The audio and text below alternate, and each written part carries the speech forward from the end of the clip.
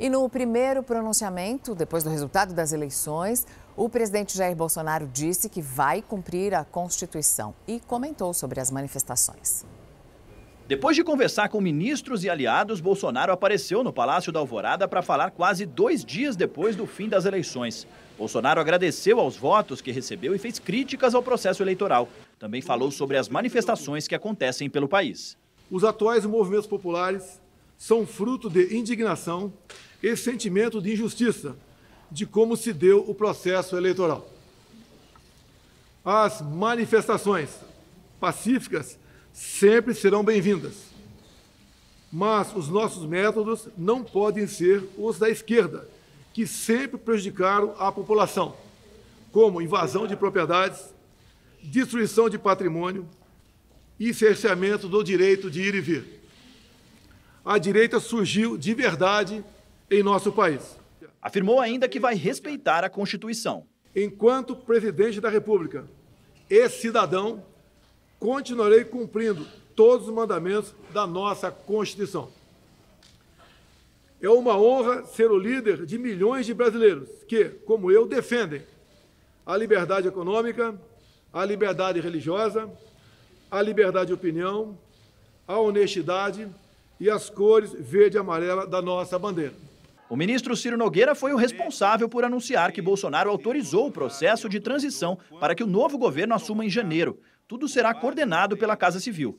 Esse foi o gesto de Bolsonaro para aceitar o resultado das urnas sem ter que falar publicamente sobre o assunto. O presidente Jair Messias Bolsonaro me autorizou, quando for provocado, com base na lei, nós iniciaremos o processo de transição. A presidente do PT, segundo ela, em nome do presidente Lula, disse que na quinta-feira será formalizado o nome do vice-presidente Geraldo Alckmin. Aguardaremos que isso seja formalizado para cumprir a lei do nosso país. Depois do pronunciamento, Bolsonaro seguiu até o Supremo Tribunal Federal.